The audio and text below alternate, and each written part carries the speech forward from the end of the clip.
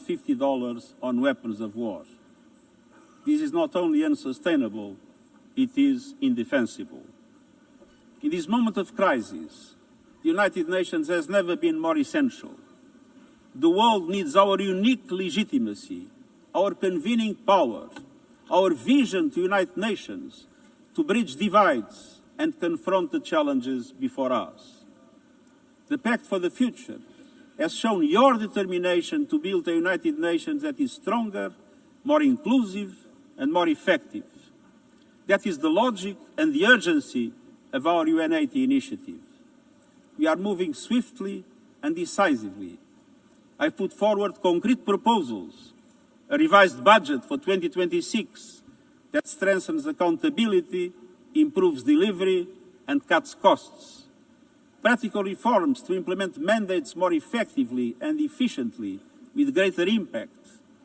And ideas to spark a paradigm shift in the structure of the UN and how its parts work together. Most of these decisions rest with you, the Member States, and we will move forward in full respect of the established procedures. Together, let us choose to invest in a United Nations that adapts, innovates, and is empowered to deliver for people everywhere. Excellencies, my overriding message comes down to this. Now is the time to choose. It's not enough to know what the right choices are. I urge you to make them. I grew up in a world where choices were few. I was raised in the darkness of dictatorship, where fear silenced voices and hope was nearly crushed. Yet, even the bleakest hours, especially then, I discovered a truth that has never left me. Power does not reside in the hands of those who dominate or divide. Real power resides from people, from our shared resolve to uphold dignity, to defend equality, to believe fiercely in our common humanity and the potential of every human being. I learned early to persevere, to speak out, to refuse to surrender, no matter the challenge, no matter the obstacle, no matter the hour. We must and we will overcome. Because in a world of many choices, there is one choice we must never make, the choice to give up. We must never give up. That is my promise to you, for peace, for dignity, for justice, for humanity, for the world we know is possible when we work as one. I will never, ever give up. Thank you.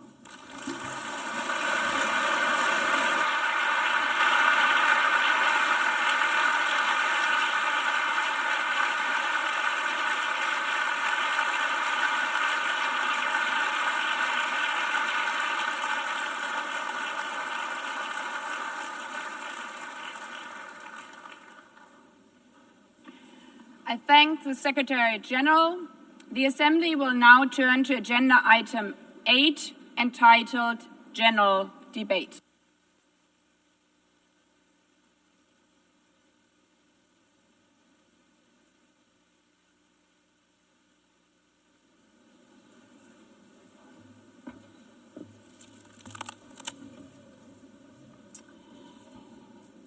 "80 years. Longer than the average human life. This anniversary of the United Nations should have been a moment of celebration. But this is not an ordinary year. Just look at the state of our world, as the Secretary General described. Thousands of orphans in Gaza are wandering around the rubble, eating sand, drinking contaminated water. 90-year-old women in Ukraine are hiding from drones, trapped in their homes instead of living their final years in peace. Children in Haiti, too afraid to walk to school, afraid they might be gunned down by gangs like their friends. And for every conflict and tragedy that seizes the headlines, there are so many more that are forgotten, lost to the news cycle.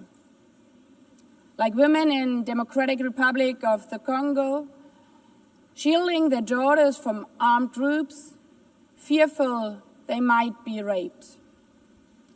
And Rohingya children spending their whole childhood in tattered tents, unable to remember what their home looks like. Faced with these realities, now is not the time to celebrate, but to ask ourselves, where is the United Nations? Distinguished heads of state and government, Mr. Secretary General, Excellencies, ladies and gentlemen, people out there in the world watching us. Clearly, we have to do better. But what we should not let cynics allow to weaponize these failures, to argue that our institution is a waste of money, outdated, irrelevant. When the principles of the Charter are ignored, is it the UN that has failed? When tanks rolled into Ukraine, was it because Article 2 of the Charter is not clear enough about sovereignty and territorial integrity? When civilians, children, are killed in Gaza, is it humanitarian law at fault for failing to protect them? It's not the Charter which fails. It's not the UN as an institution which fails. The Charter, our Charter, is only as strong as member states' willingness to uphold it, and their willingness to hold to account those who violate it. Excellencies, yes, our world is in pain. Yes, we have failures. But imagine how much worse would it be without the United Nations? Would a single person be better off without it? Without UNICEF, 26 million children would not have received an education. Without the World Food Programme, nearly 125 million people would have lacked life-saving food assistance. Without the World Health Organization, over 1 billion vaccines would not have been supplied. Sometimes we could have done more, but we cannot let this dishearten us. If we stop doing the right thing, evil would prevail. This 80th session is not about big celebrations. It's about finding the resolve not to give up, the resolve to be better together, just as our predecessors did 8 decades ago. This institution was born in a world on fire and desperate for reprieve. 750 million, nearly a third of humanity back then, still under colonial rule. 2 world wars in a generation, 70 million dead. The horrors of the Holocaust revealed to our collective shame. This was a generation that knew almost nothing but suffering and despair. The signing of the Charter in 1945 gave hope to millions, gave us a North Star that guided our path from the ashes of war, helped guide nations from colonial rule into independent states, helped end apartheid.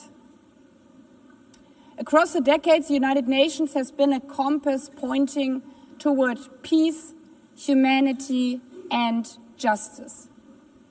We have not always succeeded, but the story of this institution is not a story of easy victories. It's a story of falling and rising, of pulling ourselves and each other back up and trying harder. We gather here for the 80th time, not for empty celebration, not out of ritual, not to hear our own voices. We gather to prove that this institution matters, and that through this institution, every nation represented here, no matter how big or small, can summon again the strength and unity first shown in San Francisco 80 years ago. The courage and resolve of world leaders, who even while some called them back then naive, believed they could build a better world from the wreckage of the old. They showed then what true leadership is. It's not about imposing your will or putting others down. True leadership is about lifting others up, not out of altruism, but for a mutual benefit, and even out of our self-interest. Because as our founders and every architect of peace since then has understood, helping others is what makes ultimately our own countries stronger. Could any state have faced the global pandemic alone? The virus did not have any passport. We were only able to solve it at the end with the support of the World Health Organization. The climate crisis does not stop at borders. CO2 emissions anywhere affect people everywhere. Even the wealthiest cities in the world cannot shield themselves from wildfires. And imagine coming here by plane. How safe would you feel to step into the next airplane if there were no International Civil Aviation Organization anymore, which is responsible for setting safety regulations for 5 billion passengers each year? How comfortable would you be with your children using the internet while AI is uncontrolled and unchecked? As the lines between what is real and fake start to blur. In this globalized, digitalized world, we work together or we suffer alone. Excellencies, the theme of this milestone session and the high-level week is therefore better together. 80 years and more for peace, development, and human rights. Will living up to that be easy? No. But this hall was not built for easy times. It was built to come together to confront the hardest topics. This session is a session where the high-level week is about resolving differences. We showed some of it yesterday already. But even the house of dialogue and diplomacy needs a renovation. That is why the UN80 initiative and the wider reform process are not luxuries, but necessities. We are literally now at a crossroads, a make it or break it moment, politically, financially. Therefore, we have to deliver a United Nations that is agile, cost-effective, and fit for purpose. Member States have to give the Secretary General and this process their full support, because reform cannot stop in New York. It must carry through to every capital. That includes delivering the Pact for the Future and accelerating progress on the Sustainable Development Goals. Again, this is not about charity. It's about addressing the core purposes of this institution, about strengthening our foundations across all 3 pillars: peace and security, human rights, and sustainable development. They are inseparable. Leaving hundreds of millions trapped in extreme poverty, vulnerable to crisis, and denied their human rights is not only a moral failure, it's a recipe for global unrest, terrorism, and a tragic waste of humanity's greatest resource, its people. Put it simply, without the SDGs, there cannot be lasting peace. Excellencies, our future as an institution will also be shaped by the selection of the next Secretary General. And here we must pause and reflect. In nearly 80 years, this organization has never chosen a woman for that role. One might wonder how out of 4 billion potential candidates, there could not be found a single one. Of course,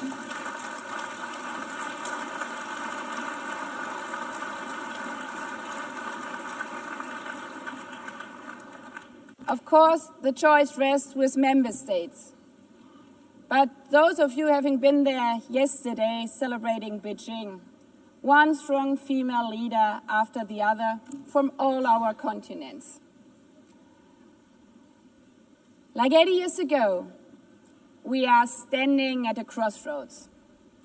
And it's up to us, to every single member state, to live up to the same leadership as your predecessors did.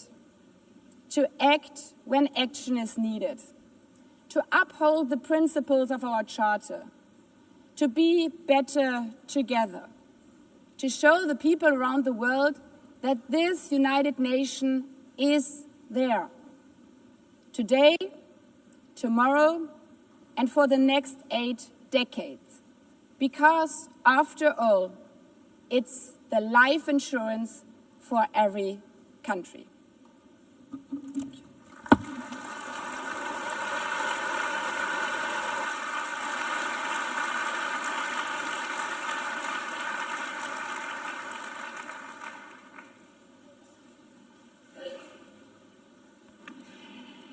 Before giving the floor to the first speaker for this morning, I would like to remind member states that the list of speakers for the general debate has been established on the agreed basis that statements should be no longer than 15 minutes to enable all the speakers to be heard at a given meeting. Within this time frame, I would like to appeal to speakers to deliver their statements at a reasonable pace so that interpretation into the other official languages may be provided properly. I would also like to draw your attention to the decision taken by the Assembly at previous sessions, namely that the practice of expressing congratulations inside the Assembly Hall after speech has been delivered is strongly discouraged. After delivering their statements from the rostrum located behind the podium before returning to their seats. May I take it that the Assembly agrees to proceed in this manner? It's so decided. Finally, I should like to draw the attention of member states that during the general debate, official photographers are in the room and will take official photographs of all speakers by the Department of Global Communications. Members interested in obtaining these photographs are requested to contact the Photo Library of the United Nations. By this, the Assembly will hear an address by His Excellency Luiz Inácio Lula da Silva, President of the Federative Republic of Brazil. I request the protocol to escort His Excellency and invite him to address the Assembly.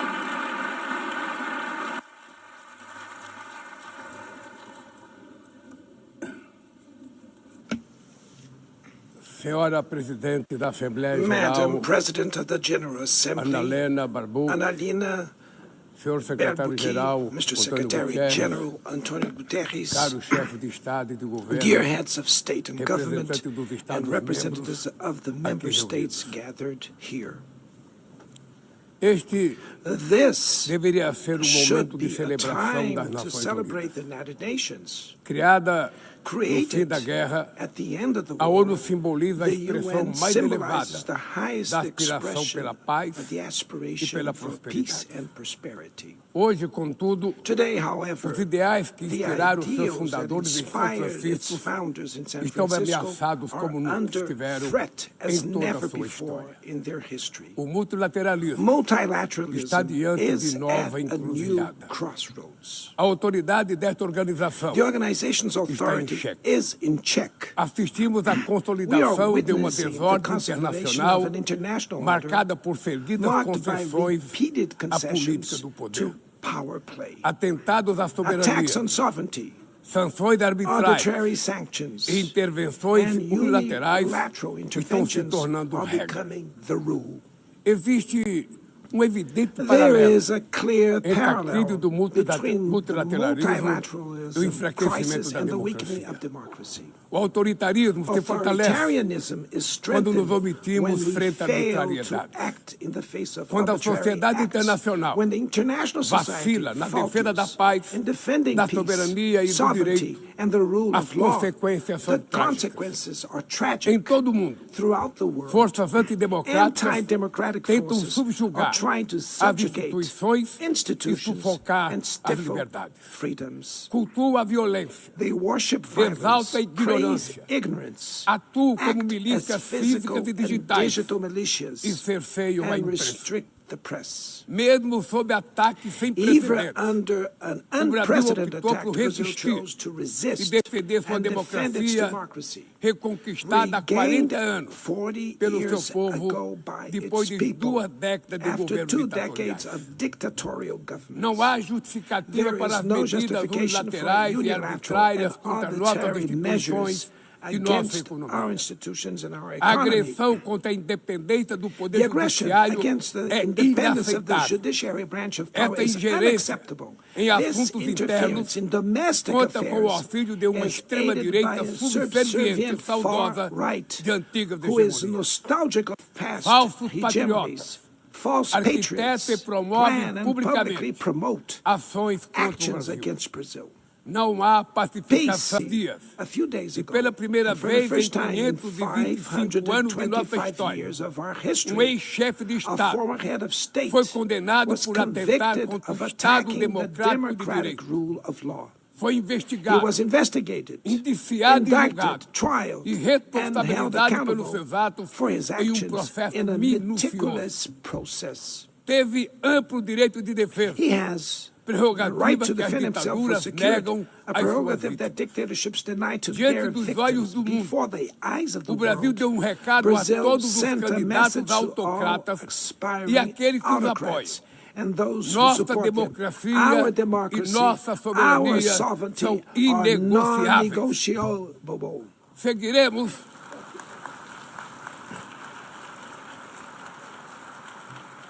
Seguiremos como We will nação continue independente as an e como independent povo nation livre and as de a people qualquer tipo de free tutela. from any type of guardianship. Democracias sólidas, Sound vão além democracies do go ritual beyond eleitoral. the electoral ritual. Seu vigor Its strength pressupõe a redução das presupposes the desigualdades, reduction of a garantia inequalities, dos the direitos mais guarantee of the elementares, most basic a rights, alimentação, food, a segurança, safety, o trabalho, work, a moradia, housing, a educação education, e a and saúde. health. A democracia falha Democracy quando as fails mulheres ganham when menos que women os homens earn less than ou men morrem pelas or mãos de die parceiros at e the hands familiares. of partners and family Ela members. perde It quando loses fecha suas when it portas closes its e doors culpa migrantes and pelas blames mazelas do migrants mundo. for the world's ills. A pobreza Poverty é tão is inimiga as da much democracia an enemy of quanto o democracy extremismo. as extremism. Por isso, Therefore, foi com orgulho we were que proud to recebemos receive da FAO a confirmation from confirmação de que o FAO Brasil that voltou Brazil a has sair do once mapa again da left fome the hunger este map ano de in this 2025. year, 2025. Mas no mundo, But in the ainda há world, 670 there are milhões still de pessoas famintas 670 e million hungry cerca de people 2 and bilhões e about 300 milhões 2.3 billion enfrentam insegurança face alimentar. food insecurity. A única guerra The only que war todos podem of sair which vencedores everyone é can que emerge travamos victorious contra a is the fome e one a we wage pobreza. against hunger and Esse é o poverty. objetivo da Aliança This is the Global goal of the que global lançamos no alliance we G20 launched e que já conta at the com o apoio de G20 and which has the 103 support países. of 103 A countries. comunidade The internacional international community precisa rever needs to suas revise prioridades, its priorities, reduzir os gastos com reduce guerras arms e spending, aumentar a ajuda and ao increase desenvolvimento. development aid. Aliviar o serviço da Relieve the dívida service externa of the dos foreign países mais debt pobres, of the poorest sobretudo os countries, above africanos, all African e nations, definir and padrões set mínimos de minimum tributação global global tax standards para que os super so ricos that the super paguem mais rich impostos pay que more os taxes trabalhadores. than workers.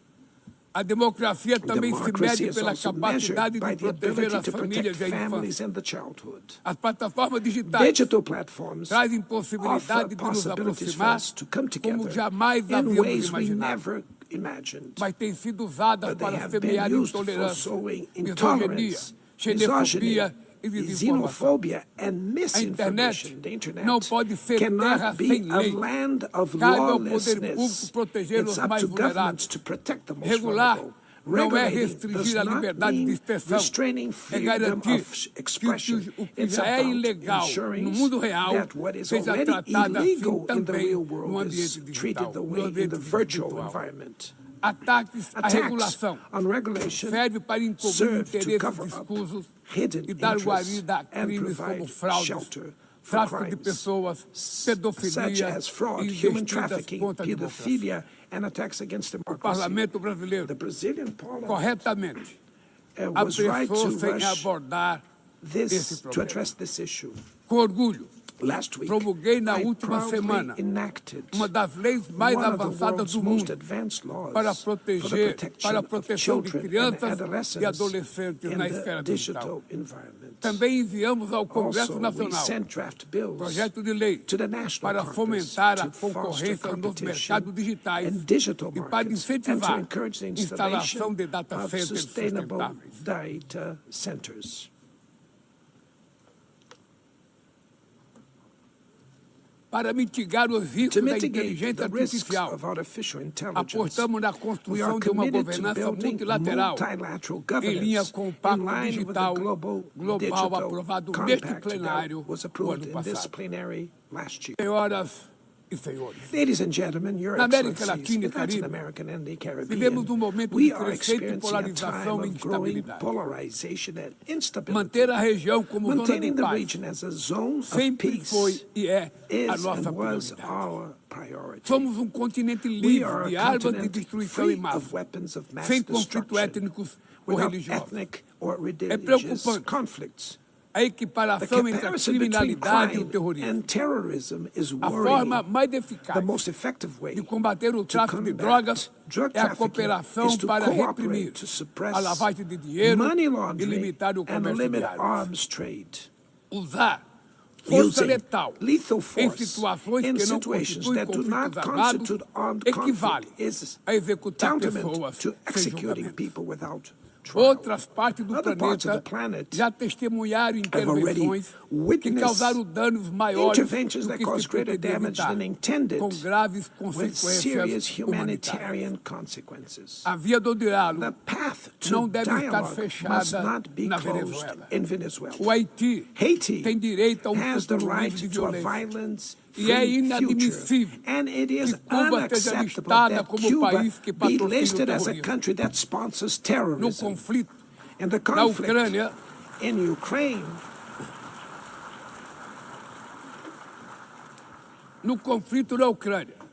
in the todos já conflict in sabemos que Ukraine, não we haverá all solução militar. already know that there will be O no recente encontro no military Alasca solution.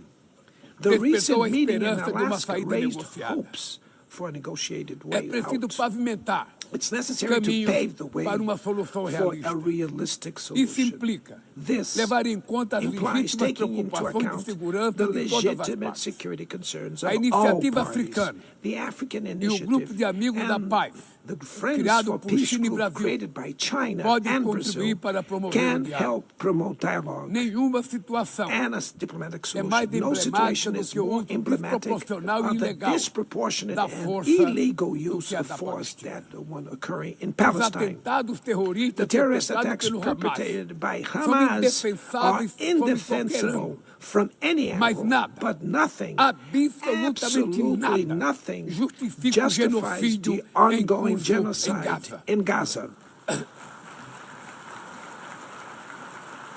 Ali There, sob toneladas de under escombros, tons of rubble, estão enterradas are dezenas buried de milhares tens de of mulheres e thousands of crianças innocent inocentes. women and children. Ali também estão sepultados o direito We can see internacional that humanitário international e humanitarian o law and the mito da myth of superioridade ethical ética do Ocidente. exceptionalism of the West are Este also being massacre buried there. não This aconteceria massacre would not have sem a happened cumplicidade without dos the que poderiam complicity of evitar. those who could have prevented it. In Gaza, Fome é usada hunger como arma is de guerra. used as a weapon of O war, deslocamento and the forçado de forced populações displacement of é populations praticado goes impunemente. Quero unpunished. expressar I minha express admiração my aos admiration judeus to the Jews que dentro e who, fora de Israel, inside and se outside opõem Israel, a esta punição oppose this coletiva. collective punishment. O povo The palestino Palestinian corre o people risco are de at risk desaparecer. of disappearing. Só sobreviverá They como will um only Estado survive independente with an integrado à independent state comunidade integrated internacional. to the international Esta community. é a This solução is the defendida por solution mais de defended by more than 150 membros da ONU 150 e afirmada UN members, ontem aqui, reaffirmed neste mesmo yesterday plenário, here in this very mas plenary, obstruída but por bared único by veto. a single É veto. lamentável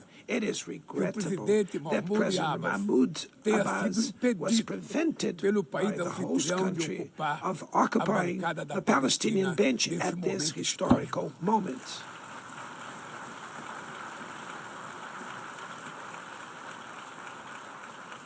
O alastramento The desse spread conflito of this para o Líbano, conflict to Lebanon, para a Síria, Syria, o Irã Iran, e o Catar Qatar fomenta a is escalada fueling armamentista an sem unprecedented precedentes. arms build-up. Senhoras Presidenta, Madam President, bombas e armas nucleares bombs não and vão nuclear nos weapons proteger da will crise not climática. protect us from the climate O ano de crisis. The year 2024 of 24 foi o mais was quente the já warmest registrado. already A registered. COP30 em Belém, no COP30 in Brasil, the city of Belém, será a Brazil, COP da will verdade. the COP of truth. Será o momento It will dos be the líderes time mundiais for world leaders provarem to prove a the seriedade de seu seriousness of their compromisso com o commitment to planeta. the planet. Sem ter o quadro Without completo das a complete contribuições picture nacionalmente determinadas, of the a chamada NDCs, NDC, nationally determined caminharemos de olhos contributions, vendados we para were verdadeiro walking abismo. blindfolded towards O Brasil the abyss. se Brazil comprometeu a has reduzir committed entre to 59% e reducing its emissions by 67% suas 59 emissões, and abrangendo todos 67%, os gases de covering efeito all estufa greenhouse em gases todos os and setores da all economia. sectors of the economy. Nações em desenvolvimento Developing nations enfrentam a mudança do face clima climate ao change mesmo tempo while que lutam grappling contra outros with other desafios. challenges. Enquanto isso, Meanwhile, países ricos rich countries usufruem enjoy de padrão de a vida standard obtido às of living custas de 200 reached anos at de the emissões de expense of gases. 200 years of greenhouse Exigir gas maior emissions. ambição e maior Demanding acesso greater a ambition recursos and greater e access tecnologias to não é uma resources and questão de technology. caridade, It's not a matter of é charity, apenas uma but questão de of justiça. justice.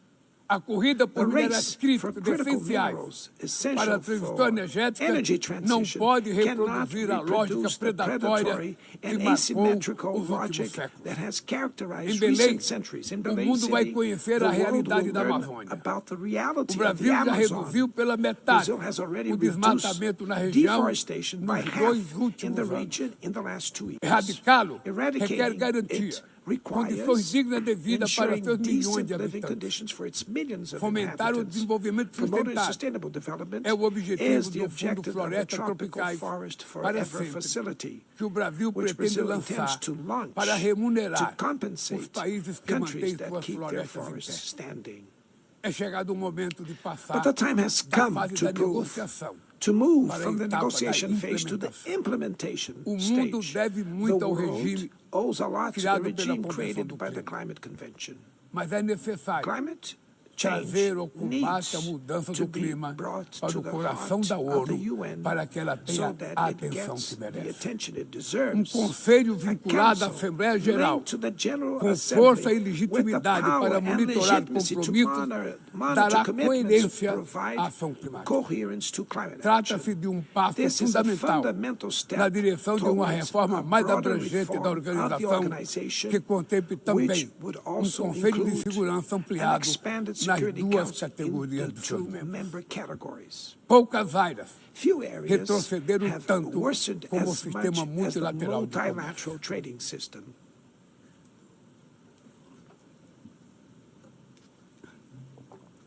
Medidas Unilateral unilaterais measures transformam em letra have rendered morta fundamental principles princípios basilares such as como a the cláusula most de favored nação nations mais clauses favorecida. meaningless. Desorganizam cadeia de They valor have e disrupted lançam a economia value mundial chains and through em the uma global espiral economy perniciosa into de a preços pernicious altos e spiral of estagnação. high prices and É stagnation. urgente It is urgent refundar a to OMC em to bases refound the modernas e WTO flexíveis. based on modern Senhoras and flexible e senhores, foundations.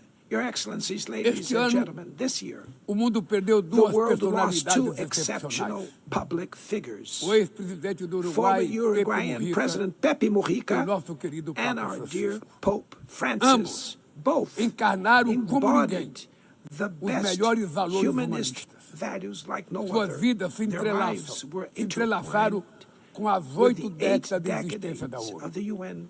Se ainda UN's estivesse entre nós, existence. If they were still among us, provavelmente usariam they would esta use this tribuna platform para to lembrar remember que o autoritarismo, that authoritarianism, a degradação environmental ambiental e a degradation, desigualdade and inequality não são are not inexoráveis. relentless. Que os únicos derrotados That the only são os ones que cruzam os defeated are braços those who stand resignados. idly by, Que resigned, podemos vencer os falsos profetas e resignate, oligarcas and que that we can exploram defeat the o medo false e prophets and monetizam o oligarchs ódio. who exploit fear E and que o monetize amanhã hate, and that é feito de tomorrow escolhas is diárias made of daily e é preciso choices, coragem and it de takes agir courage para to transformá-lo. act to transform No it. futuro que o Brasil In the future vislumbra, that Brazil não há envisions, espaço there para a is no reedição de room for the rivalidades reenactment ideológicas of ou esferas de ideological influência. rivalries or spheres A of confrontação effort. é Confrontation is inevitável. not inevitable. Precisamos de We lideranças need com clareza leaders de with visão, clear que visions, entendam que a who ordem understand internacional that the não international é order jogo is de not a soma zero. zero-sum game. O século The XXI 21st será century cada will vez be mais increasingly multipolar.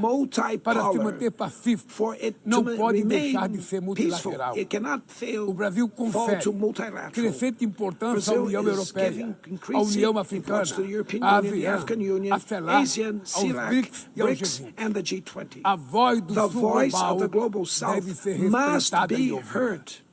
A ONU, The UN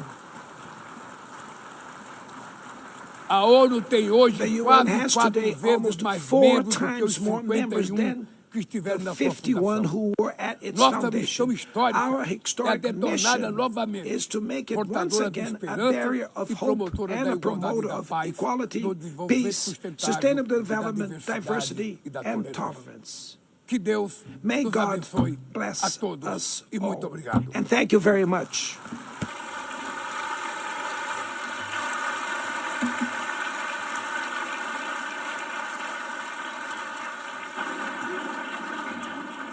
On behalf of the Assembly, I wish to thank the President of the Federative Republic of Brazil,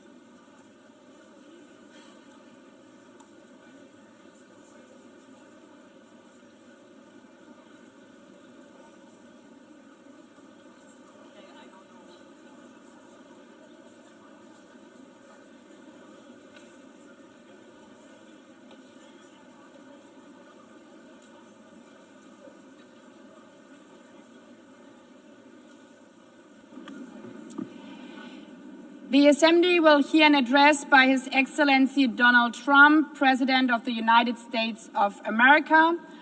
I request protocol to escort His Excellency and invite him to address the Assembly.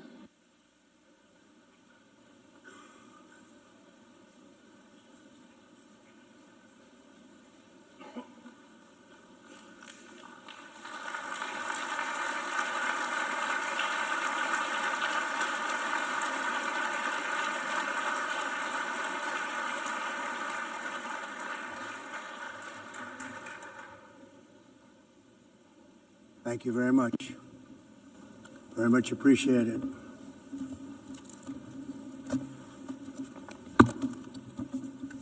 And I don't mind making this speech without a teleprompter, because the teleprompter is not working. I feel very happy to be up here with you nevertheless, and that way you speak more from the heart. I can only say that whoever's operating this teleprompter is in big trouble.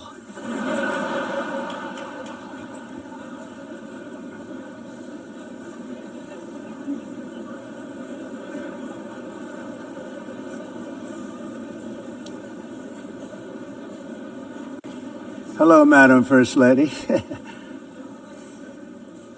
Thank you very much for being here. And Madam President, Mr. Secretary General, First Lady of the United States, distinguished delegates, ambassadors, and world leaders. 6 years have passed since I last stood in this grand hall and addressed a world that was prosperous and at peace in my first term. Since that day, the guns of war have shattered the peace I forged on 2 continents. An era of calm and stability gave way to one of the great crises of our time. And here in the United States, 4 years of weakness, lawlessness, and radicalism under the last administration delivered our nation into a repeated set of disasters. 1 year ago, our country was in deep trouble, but today, just 8 months into my administration, we are the hottest country anywhere in the world, and there is no other country even close. America is blessed with the strongest economy, the strongest borders, the strongest military, the strongest friendships, and the strongest spirit of any nation on the face of the earth. This is indeed the golden age of America. We are rapidly reversing the economic calamity we inherited from the previous administration, including ruinous price increases and record-setting inflation. Inflation like we've never had before. Under my leadership, energy costs are down, gasoline prices are down, grocery prices are down, mortgage rates are down, and inflation has been defeated. The only thing that's up is the stock market, which just hit a record high. In fact, it hit a record high. Stock market, as I said, is doing better than it's ever done. And all of you in this room benefit by that, almost everybody. And importantly, workers' wages are rising at the fastest pace in more than 60 years. And that's what it's all about, isn't it? In 4 years of President Biden, we had less than $1 trillion of new investment into the United States. In just 8 months since I took office, we have secured commitments and money already paid for $17 trillion. Think of it, 4 years, less than $1 trillion, 8 months, much more than $17 trillion is being invested in the United States, and it's now pouring in from all parts of the world. We've implemented the largest tax cuts in American history and the largest regulation cuts in American history, making this once and again the best country on earth to do business. And many of the people in this room are investing in America, and it's turned out to be an awfully good investment during this 8-month period. In my first term, I built the greatest economy in the history of the world. We had the best economy ever, history of the world. And I'm doing the same thing again, but this time it's actually much bigger and even better. The numbers far surpass my record-setting first term. On our southern border, we have successfully repelled a colossal invasion. And for the last 4 months, and that's 4 months in a row, the number of illegal aliens admitted and entering our country has been 0. Hard to believe, because if you look back just a year ago, it was millions and millions of people pouring in from all over the world, from prisons from mental institutions, drug dealers, all over the world they came. They just poured into our country with the ridiculous open border policy of the Biden administration. Our message is very simple. If you come illegally into the United States, you're going to jail, or you're going back to where you came from, or perhaps even further than that. You know what that means. I want to thank the country of El Salvador for the successful and professional job they've done in receiving and jailing so many criminals that entered our country. And it was under the previous administration that the number became record-setting, and they're all being taken out. We have no choice. And other countries have no choice because other countries are in the exact same situation with immigration. It's destroying your country, and you have to do something about it. On the world stage, America is respected again like it has never been respected before. You think about 2 years ago, 3 years ago, 4 years ago, or 1 year ago, we were a laughingstock all over the world. At the NATO summit in June, virtually all NATO members formally committed to increase defense spending at my request from 2% to 5% of GDP, making our alliance far stronger and more powerful than it was ever before. In May, I traveled to the Middle East to visit my friends and rebuild our partnerships in the Gulf and those valued relationships with Saudi Arabia, Qatar, and the UAE and other countries are now, I believe, closer than ever before. My administration has negotiated one historic trade deal after another, including with the United Kingdom, the European Union, Japan, South Korea, Vietnam, Indonesia, the Philippines, Malaysia, and many, many others. Likewise, in a period of just 7 months, I have ended 7 unendable wars. They said they were unendable. You're never going to get them solved. Some were going for 31 years, 2 of them, 31, think of it, 31 years. One was 36 years. One was 28 years. I ended 7 wars. And in all cases, they were raging with countless thousands of people being killed. This includes Cambodia and Thailand, Kosovo and Serbia, the Congo and Rwanda, a vicious, violent war that was, Pakistan and India, Israel and Iran, Egypt and Ethiopia, and Armenia and Azerbaijan. It included all of them. No president or prime minister, and for that matter, no other country has ever done anything close to that. And I did it in just 7 months. It's never happened before. There's never been anything like that. I'm very honored to have done it. It's too bad that I had to do these things instead of the United Nations doing them. And sadly, in all cases, the United Nations did not even try to help in any of them.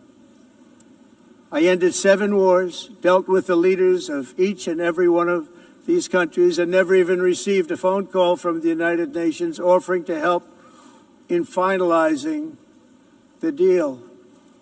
All I got from the United Nations was an escalator that on the way up stopped right in the middle. If the First Lady wasn't in great shape, she would have fallen. But she's in great shape. We're both in good shape. We both stood.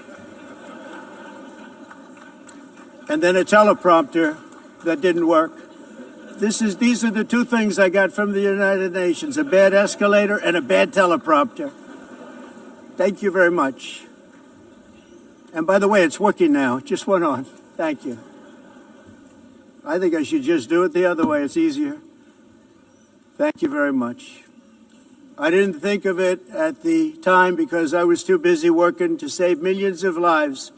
That is the saving and stopping of these wars. But later I realized that the United Nations wasn't there for us. They weren't there.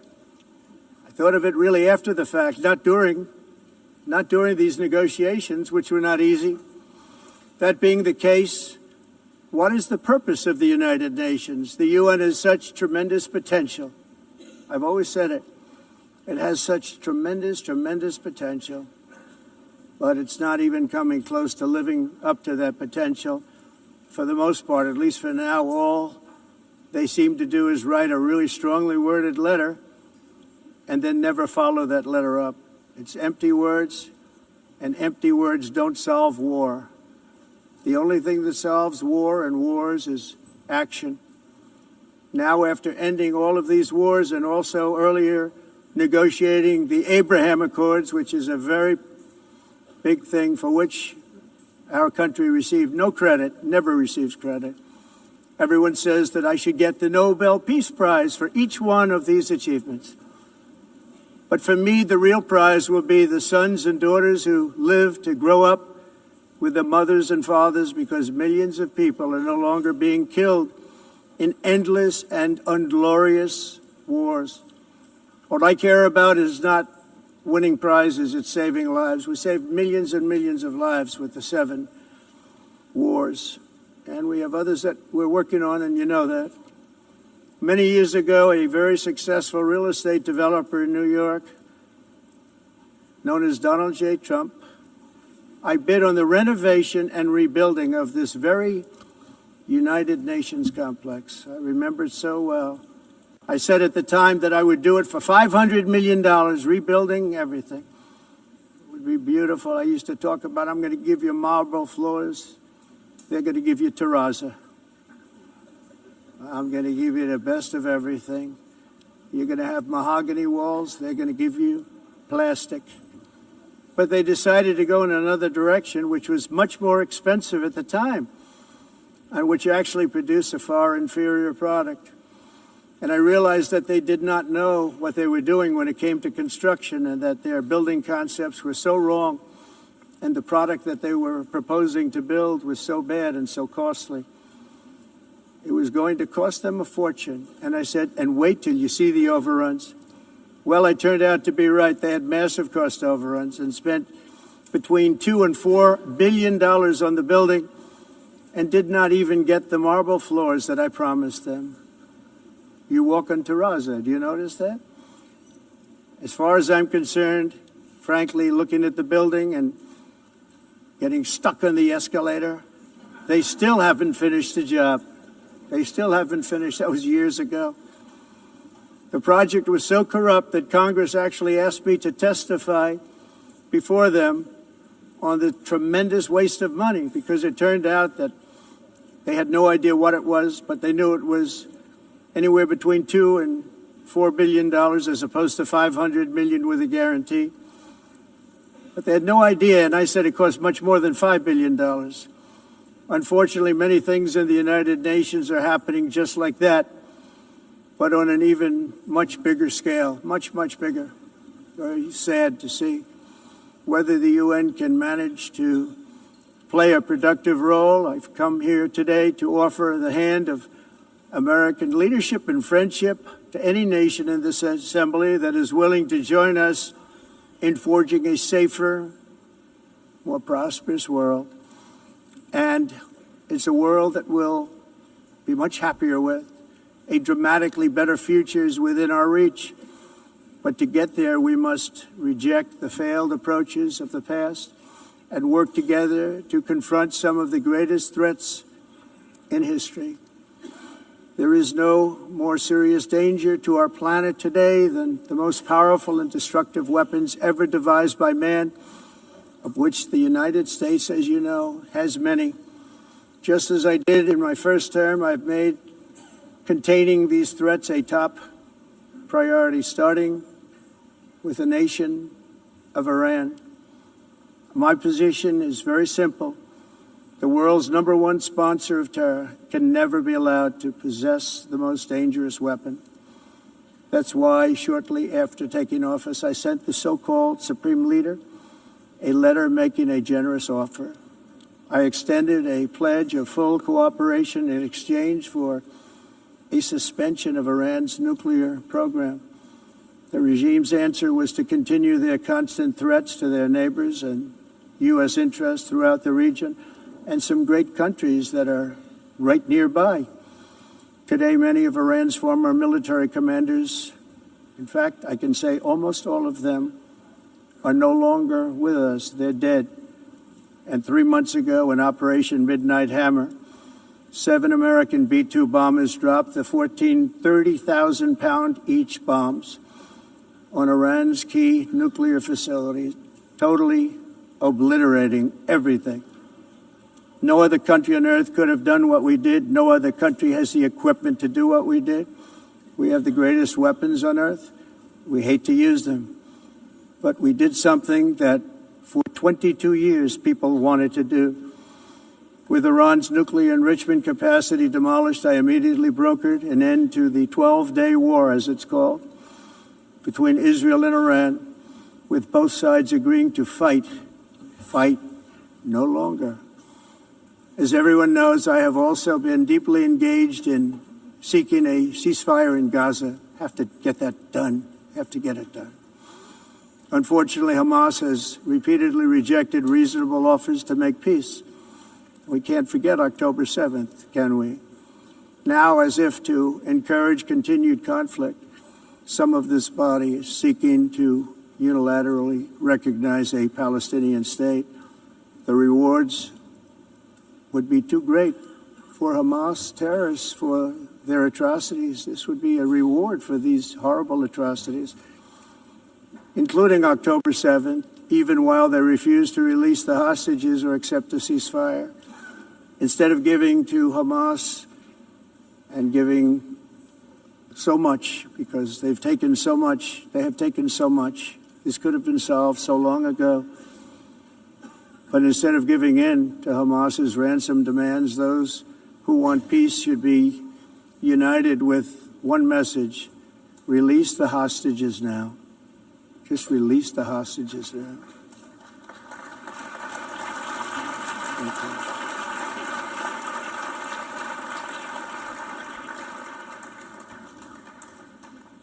Thank you. As we have got to come together, and we will come together, got to get it done. We have to stop the war in Gaza immediately. We have to stop it. We have to get it done. We have to negotiate, immediately have to negotiate peace. We got to get the hostages back. We want all 20 back. We don't want 2 and 4. As you know, I got, along with Steve Witkoff and others that helped us, Marco Rubio, we got most of them back. We were involved in all of them. But I always said the last 20 are going to be the hardest, and that's exactly what happened. We have to get them back now. We don't want to get back 2, and then another 2, and then 1, and then 3. Have this process. No, we want them all back, and we want the actually 38 dead bodies back too. Those parents came to me, and they want them back, and they want them back very quickly and very badly. As though they were alive, they want them. They want them every bit as much as if their son or daughter were alive. I've also been working relentlessly, stopping the killing in Ukraine. I thought that would be, of the 7 wars that I stopped, I thought that would be the easiest because of my relationship with President Putin, which had always been a good one. I thought that was going to be the easiest one. But, you know, in war, you never know what's going to happen. There are always lots of surprises, both good and bad. Everyone thought Russia would win this war in 3 days, but it didn't work out that way. It was supposed to be just a quick little skirmish. It's not making Russia look good. It's making them look bad. No matter what happens from here on out, this was something that should have taken a matter of days, certainly less than a week. And they've been fighting for 3.5 years and killing anywhere from 5,000 to 7,000 young soldiers, mostly soldiers, on both sides, every single week, from 5,000 to 7,000 dead young people, and some in cities, much smaller numbers, where rockets are shot, where drones are dropped. This war would never have started if I were president. This was a war that should have never happened. It shows you what leadership is, what bad leadership can do to a country. Look what happened to the United States, and look where we are right now in just a short period of time. The only question now is how many more lives will be needlessly lost on both sides. China and India are the primary funders of the ongoing war by continuing to purchase Russian oil. but inexcusably, even NATO countries have not cut off much Russian energy and Russian energy products, which, as you know, I found out about 2 weeks ago, and I wasn't happy. Think of it. They're funding the war against themselves. Who the hell ever heard of that one? In the event that Russia is not ready to make a deal to end the war, then the United States is fully prepared to impose a very strong round of powerful tariffs, which would stop the bloodshed, I believe, very quickly. But for those tariffs to be effective, European nations, all of you are gathered here right now, would have to join us in adopting the exact same measures. I mean, you're much closer to this. We have an ocean in between. You're right there. And Europe has to step it up. They can't be doing what they're doing. They're buying oil and gas from Russia while they're fighting Russia. It's embarrassing to them, and it was very embarrassing to them when I found out about it, I can tell you that. But they have to immediately cease all energy purchases from Russia. Otherwise, we're all wasting a lot of time. So I'm ready to discuss this. We're going to discuss it today with the European nations, all gathered here. I'm sure they're thrilled to hear me speak about it, but that's the way it is. I like to speak my mind and speak the truth. As we seek to reduce the threat of dangerous weapons today, I'm also calling on every nation to join us in ending the development of biological weapons once and for all. And biological is terrible, and nuclear is even beyond, and we include nuclear in that. We want to have a cessation of the development of nuclear weapons. We know, and I get to view it all the time. Sir, would you like to see? And I look at weapons that are so powerful that we just can't ever use them. If we ever use them, the world literally might come to an end. There would be no United Nations to be talking about. There would be no nothing. Just a few years ago, reckless experiments overseas gave us a devastating global pandemic. Yet despite that worldwide catastrophe, many countries are continuing extremely risky research into bioweapons and man-made pathogens. This is unbelievably dangerous. To prevent potential disasters, I'm announcing today that my administration will lead an international effort to enforce biological weapons convention, which is going to be meeting with the top leaders of the world by pioneering an AI verification system that everyone can trust. Hopefully the UN can play a constructive role, and it will also be one of the early projects under AI. Let's see how good it is, because a lot of people are saying it could be one of the great things ever, but it also can be dangerous, but it can be put to tremendous use and tremendous good, and this would be an example of that. Not only is the UN not solving the problems it should, too often, it's actually creating new problems for us to solve. The best example is the #1 political issue of our time, the crisis of uncontrolled migration. It's uncontrolled. Your countries are being ruined. The United Nations is funding an assault on Western countries and their borders. In 2024, the UN budgeted $372 million in cash assistance to support an estimated 624,000 migrants journeying into the United States. Think of that. The UN is supporting people that are illegally coming into the United States, and then we have to get them out. The UN also provided food, shelter, transportation, and debit cards to illegal aliens. Can you believe that? On the way to infiltrate our southern border. Millions of people came through that southern border. Just a year ago, millions and millions of people were pouring in, 25 million altogether over the 4 years of the incompetent Biden administration. And now we have it stopped, totally stopped. In fact, they're not even coming anymore because they know they can't get through.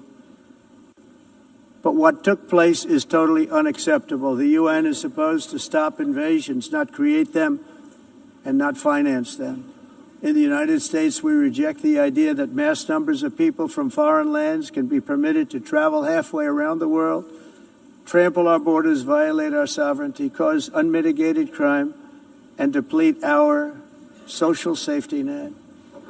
We have reasserted that America belongs to the American people, and I encourage all countries to take their own stand in defense of their citizens as well. You have to do that because I see it. I'm not mentioning names. I see it, and I could call every single one of them out. You're destroying your countries. They're being destroyed. Europe is in serious trouble.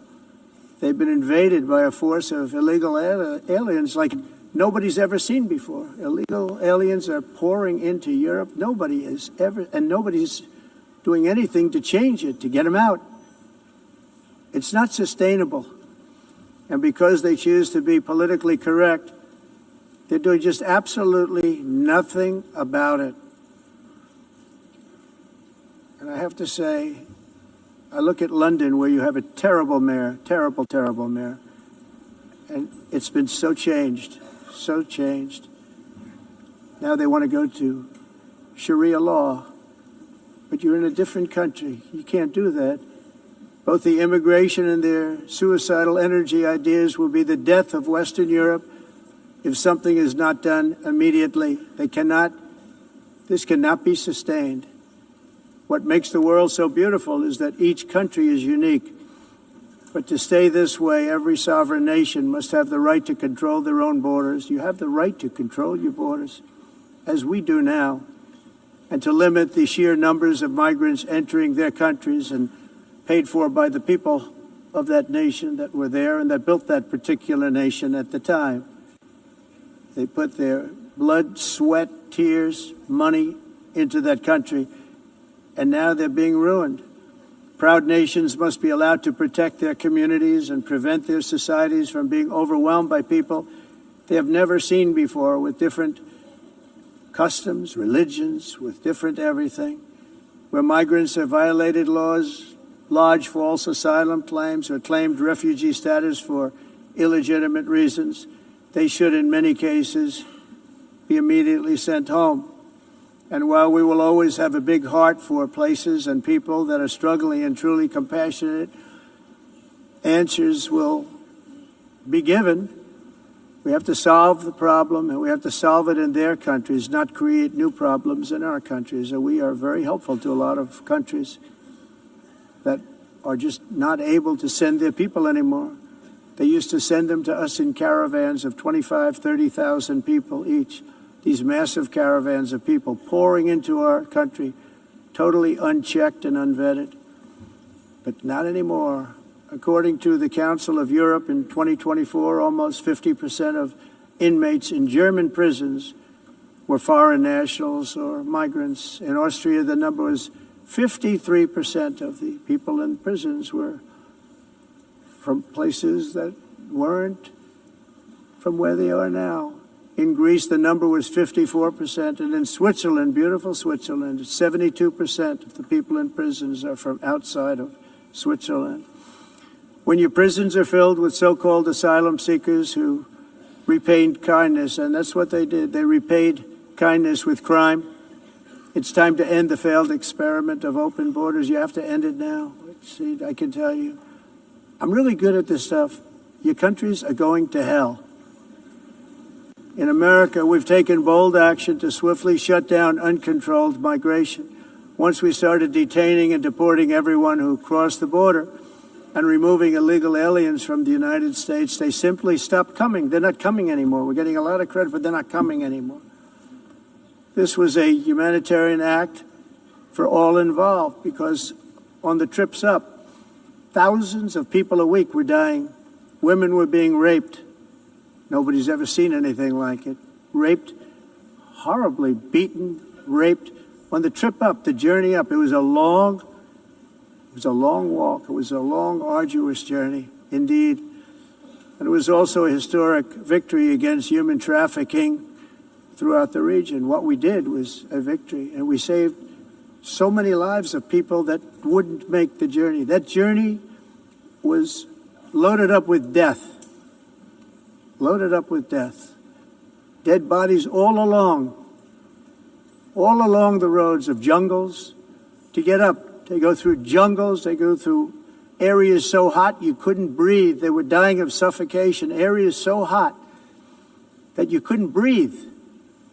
Dead bodies all over.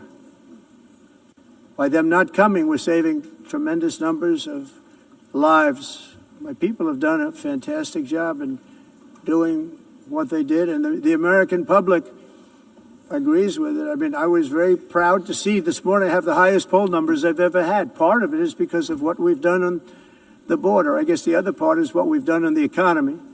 Joe Biden's policies empowered murderous gangs, human smugglers, child traffickers, drug cartels, and prisoners from all over the world. The previous administration also lost nearly 300,000 children. Think of that. They lost more than 300,000 children, little children, who were trafficked into the United States on the Biden watch, many of whom have been raped, exploited, and abused, and sold. Sold. Nobody talks about that. The fake news doesn't write about it. With many others, young children who are missing or dead.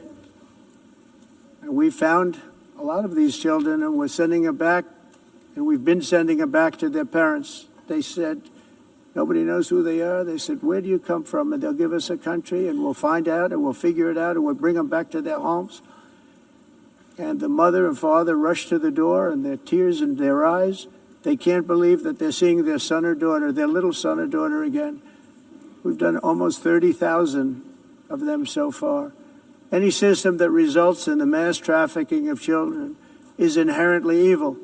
Yet that is exactly what the globalist migration agenda has done, and it's what it's all about.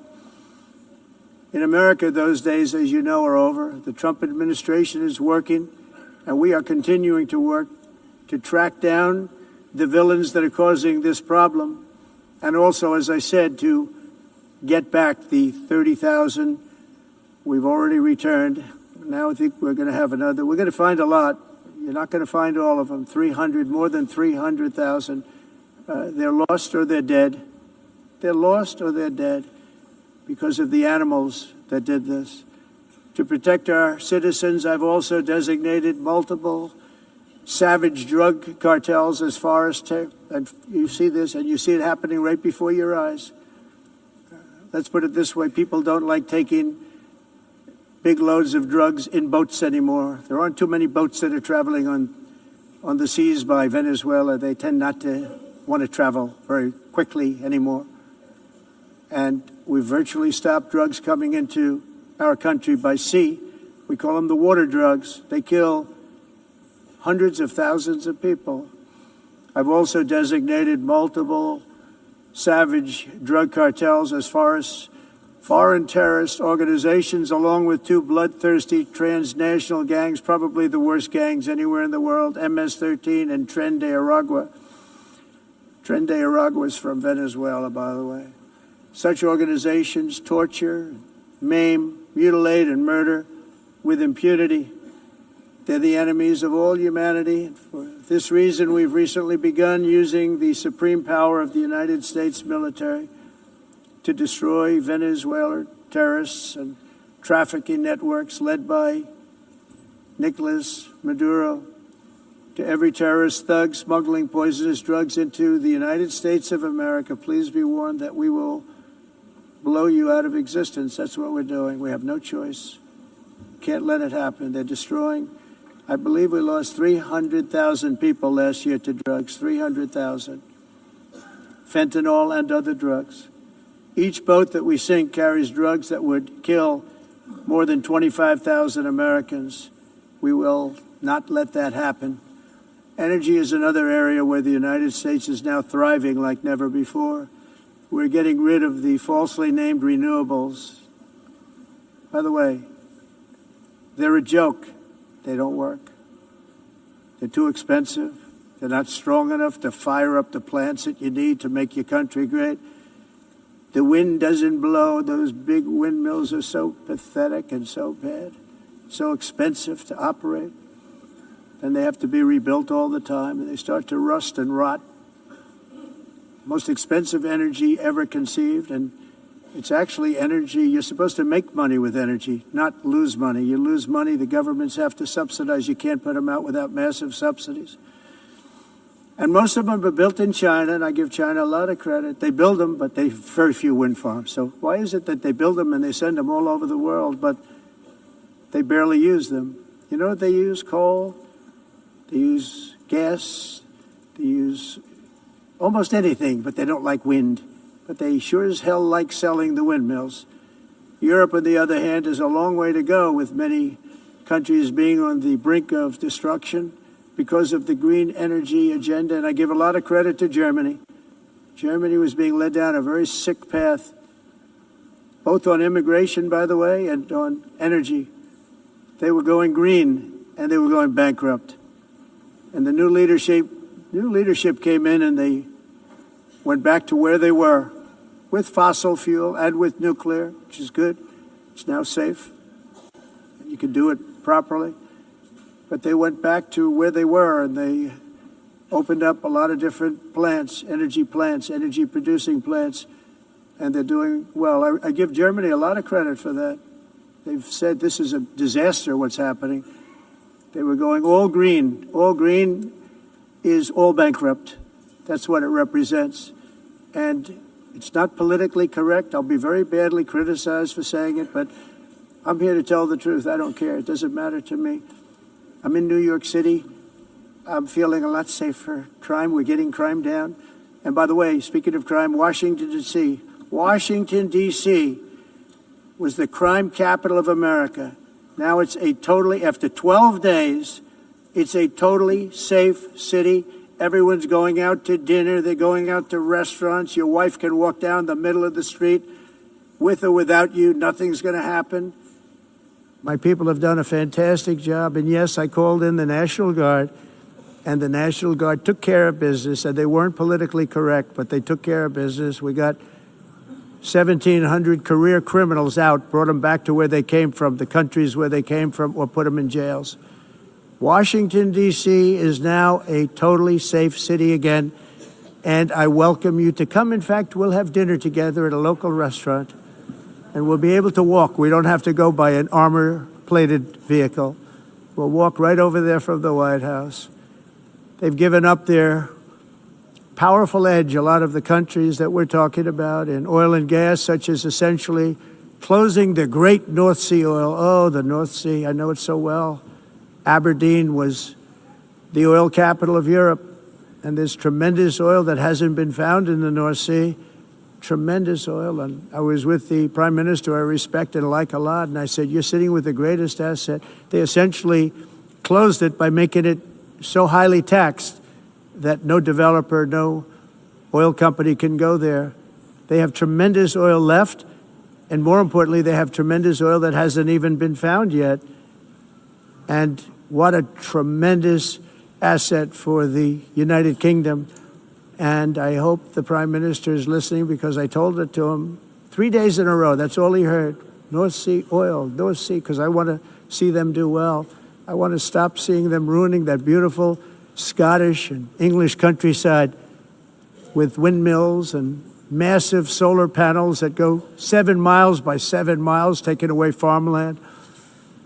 But we're not letting this happen in America. In 1982, the executive director of the United Nations Environmental Program predicted that by the year 2000, climate change would cause a global catastrophe. He said that it will be irreversible, as any nuclear holocaust would be. This is what they said at the United Nations. What happened? Here we are. Another UN official stated in 1989 that within a decade, entire nations could be wiped off the map by global warming. Not happening. You know, it used to be global cooling. If you look back years ago in the 1920s and the 1930s, they said, global cooling will kill the world. We have to do something. Then they said global warming will kill the world, but then it started getting cooler, so now they could just call it climate change, because that way they can't miss. It's climate change, because if it goes higher or lower, whatever the hell happens, there's climate change. It's the greatest con job ever perpetrated on the world, in my opinion. Climate change, no matter what happens, you're involved in that. No more global warming, no more global cooling. All of these predictions made by the United Nations and many others, often for bad reasons, were wrong. They were made by stupid people that have cost their countries fortunes and given those same countries no chance for success. If you don't get away from this green scam, your country is going to fail. And I'm really good at predicting things, you know. They actually said during the campaign they had a hat, the best-selling hat. Trump was right about everything. And I don't say that in a braggadocious way, but it's true. I've been right about everything. And I'm telling you that if you don't get away from the green energy scam, your country is going to fail. And if you don't stop people that you've never seen before, that you have nothing in common with, your country is going to fail. I'm the President of the United States, but I worry about Europe. I love Europe. I love the people of Europe. And I hate to see it being devastated by energy and immigration. This double-tailed monster destroys everything in its wake, and they cannot let that happen any longer. You're doing it because you want to be nice. You want to be politically correct, and you're destroying your heritage. They must take control strongly and immediately of the unmitigated immigration disaster and the fake energy catastrophe before it's too late. The carbon footprint is a hoax made up by people with evil intentions, and they're heading down a path of total destruction. You know, the carbon footprint was a big, big thing a few years ago. I remember hearing about the carbon footprint, and then President Obama would get into Air Force One, a massive Boeing 747, and not a new one, an old one with old engines that spew everything into the atmosphere. He'd talk about the carbon footprint, we must do so. Then he'd get in and he'd fly from Washington to Hawaii to play a round of golf. And then he'd get back onto that big, beautiful plane and he'd fly back and he'd talk about, again, global warming and the carbon footprint. It's a con job. At extreme cost and expense, Europe reduced its own carbon footprint by 37%. Think of that. Congratulations, Europe. Great job. You cost yourself a lot of jobs, a lot of factories closed, but you reduced the carbon footprint by 37%. However, for all of that sacrifice and much more, it's been totally wiped out and then some by a global increase of 54%. Much of it coming from China and other countries that are thriving around China, which now produces more CO2 than all the other developed nations in the world. So all of these countries are working so hard on the carbon footprint, which is nonsense, by the way. It's nonsense. You know, it's interesting. In the United States, we have still radicalized environmentalists, and they want the factories to stop. Everything should stop. No more cows. We don't want cows anymore. I guess they want to kill all the cows. They want to do things that are just unbelievable, and you have it too.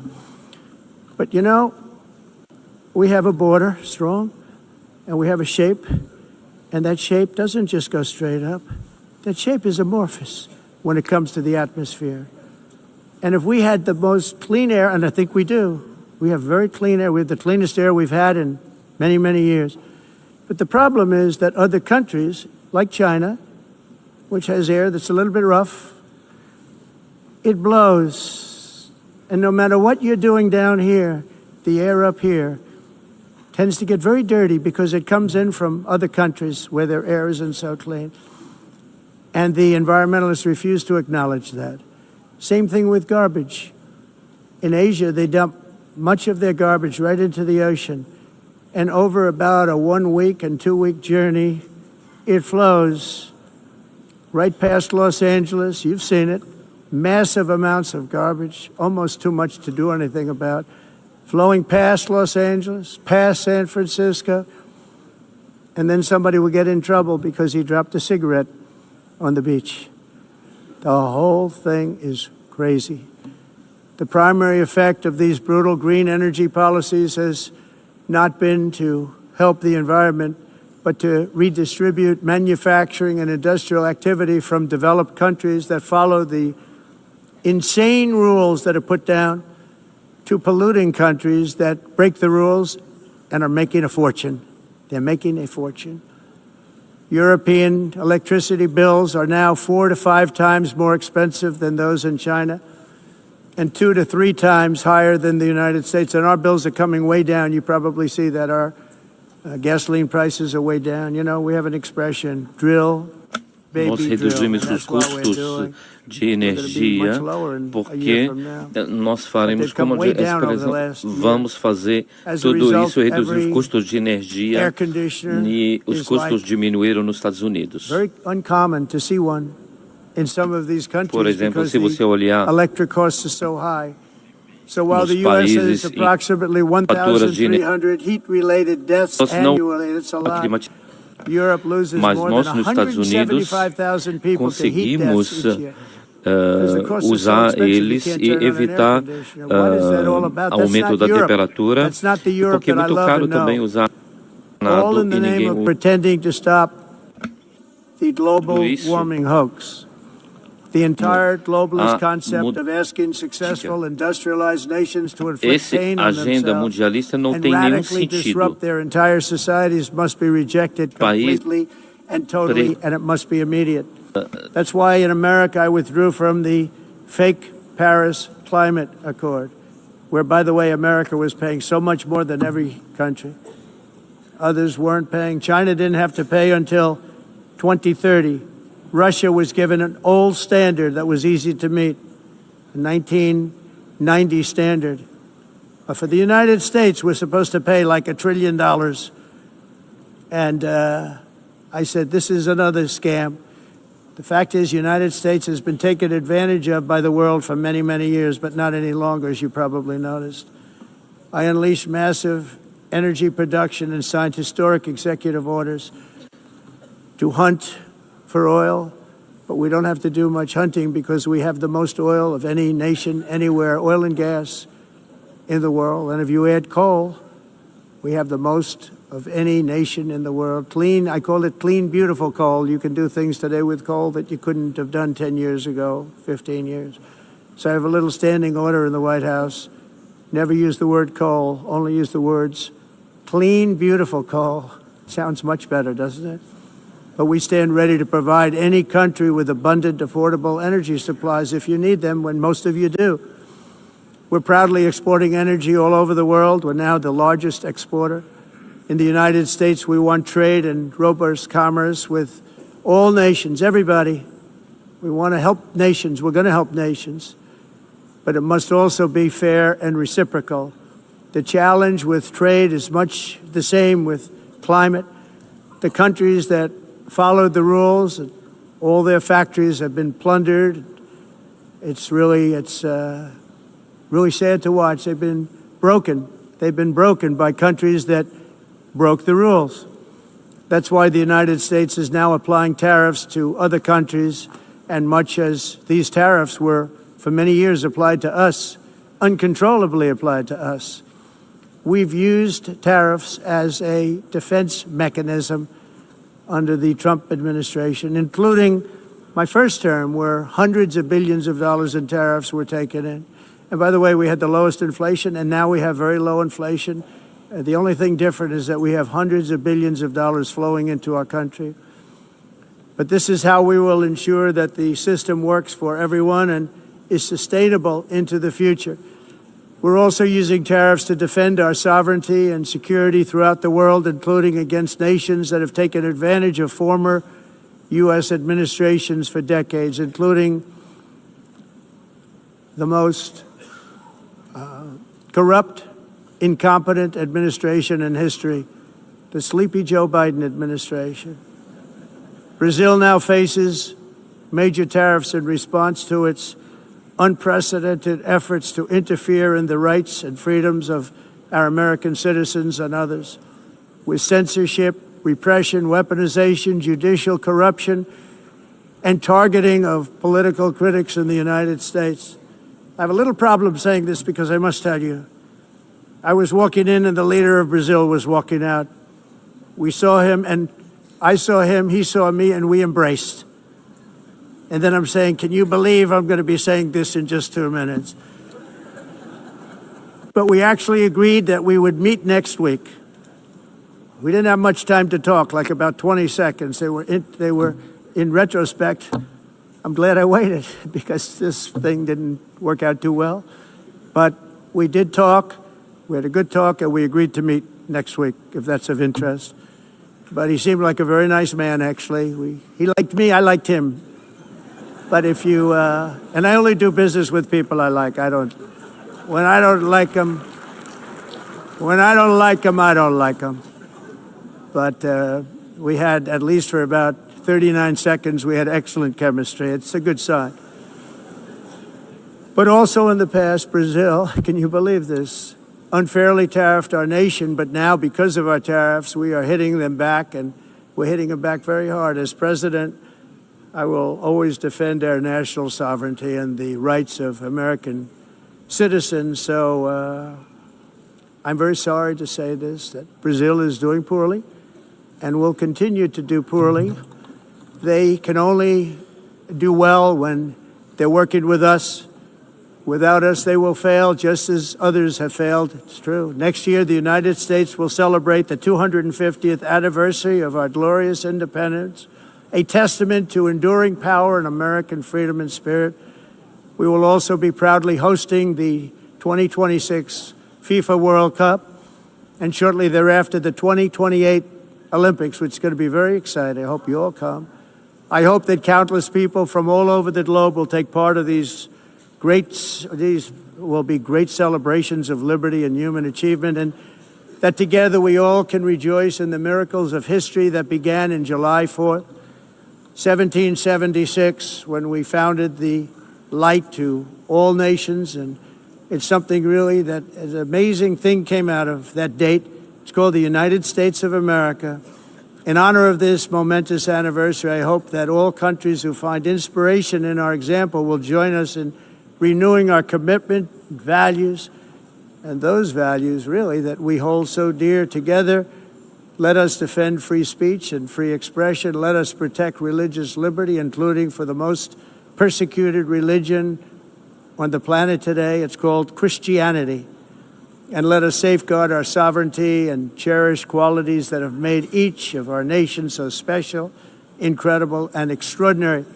In closing, I just want to repeat that immigration and the high cost of so-called green renewable energy is destroying a large part of the free world and a large part of our planet. Countries that cherish freedom are fading fast because of their policies on these two subjects. You need strong borders and traditional energy sources if you are going to be great again.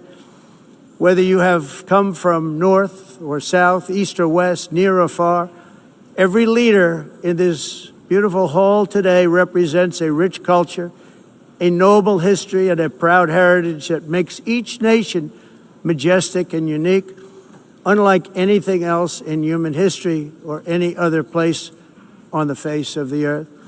From London to Lima, from Rome to Athens, from Paris to Seoul, from Cairo to Tokyo and Amsterdam to right here in New York City, we stand on the shoulders of the leaders and legends, generals and giants, heroes and titans who won and built our beloved nations, all of our nations, with their own courage, strength, spirit, and skill.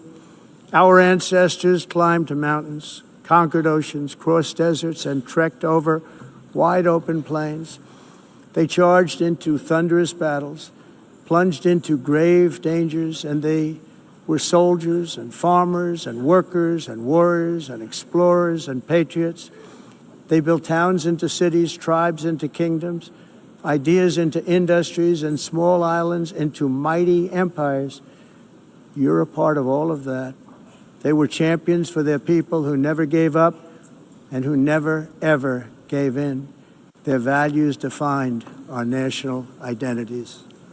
Their visions forged our magnificent destiny. Everybody in this room is a part of it in your own way. Each of us inherits the deeds and the myths, the triumphs, the legacies of our own heroes and founders who so bravely showed us the way.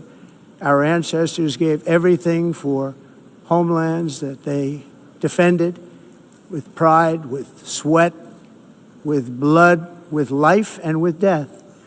Now the righteous task of protecting the nations that they built belongs to each and every one of us. So together let us uphold our sacred duty to our people and to our citizens. Let us protect their borders, ensure their safety, preserve their cultures, treasure, and traditions, and fight, fight, fight for their precious dreams and their cherished freedoms. And in friendship and really a beautiful vision, let us all work together to build a bright, beautiful planet, a planet that we all share, a planet of peace and a world that is richer, better, and more beautiful than ever before. That can happen. It will happen. It will happen, and I hope it can happen and start right now, right at this moment. We'll turn it around. We're going to make our countries better, safer, more beautiful. We're going to take care of our people. Thank you very much. It's been an honor. God bless the nations of the world. Thank you very much. Bye.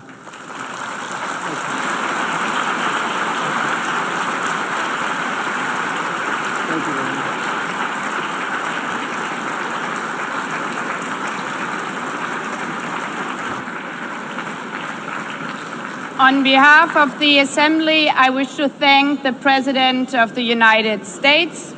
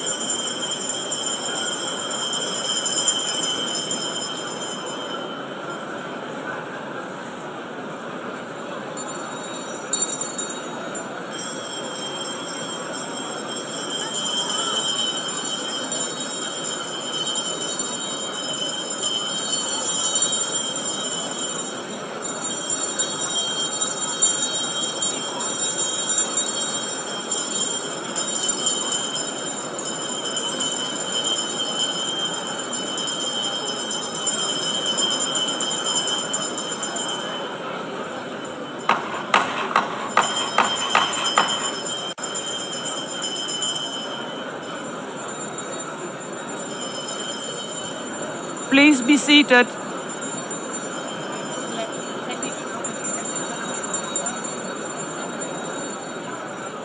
Please be seated.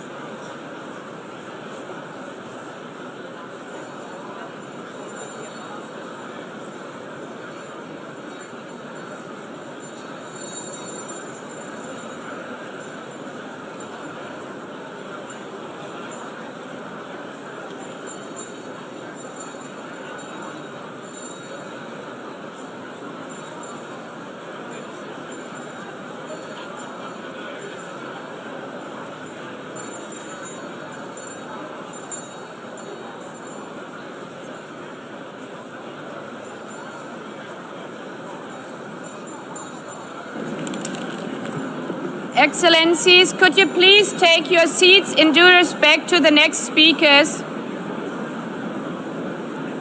The second row, could you please take your seat right now?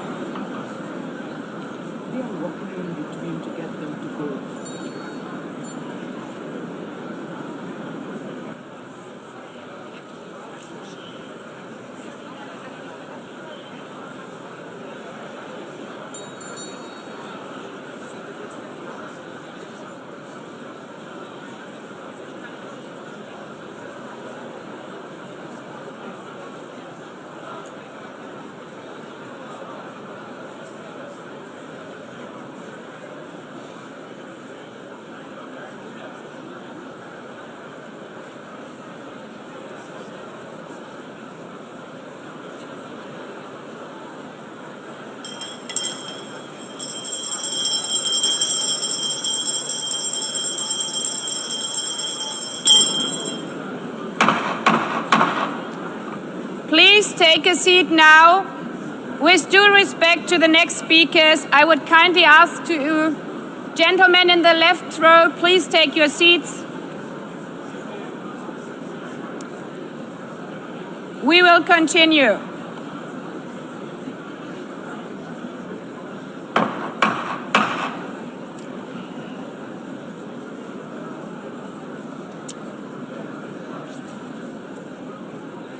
Excellencies, as we are receiving queries, I would like to assure you that don't worry, the UN teleprompters are working perfectly. And by this technical note, I would like to call on the next speaker. The Assembly will hear an address by His Excellency Prabowo Berpidato, President of the Republic of Indonesia. I request protocol to escort His Excellency and invite him to address the Assembly.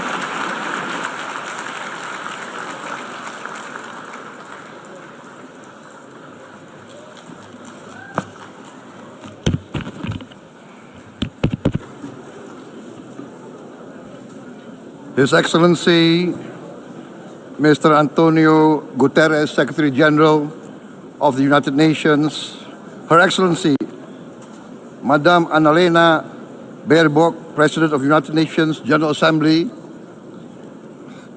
His Excellency, Mr. Moses Abelian, Under-Secretary General for General Assembly and Management, Excellencies, Heads of States, Heads of Governments, distinguished delegates, ladies and gentlemen. It is indeed a great honor for me to stand in this August General Assembly Hall among leaders and representatives who represent almost all of humanity. We differ in race, religion, and nationality, yet we gather together today as one human family. We are here first and foremost as fellow human beings, each created equal, endowed with unalienable rights to life, liberty, and the pursuit of happiness.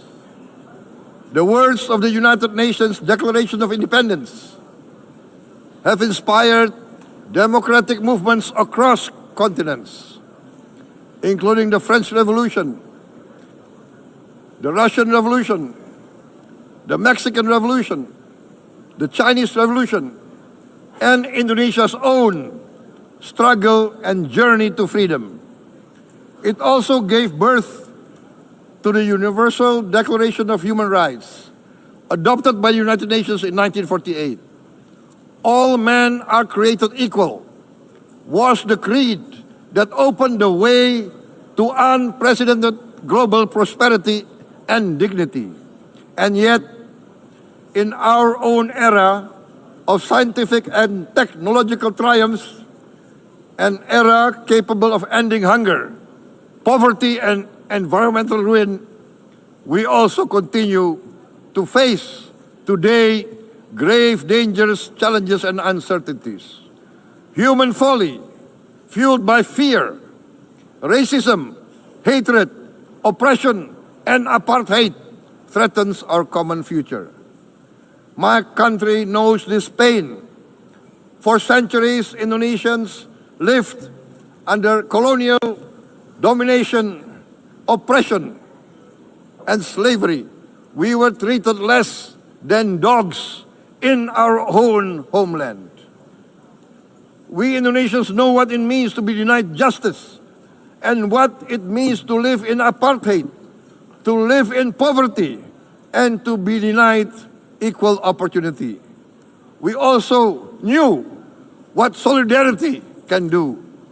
In our struggle for independence, in our fight to overcome hunger, disease, and poverty, the United Nations stood with Indonesia and gave us vital assistance.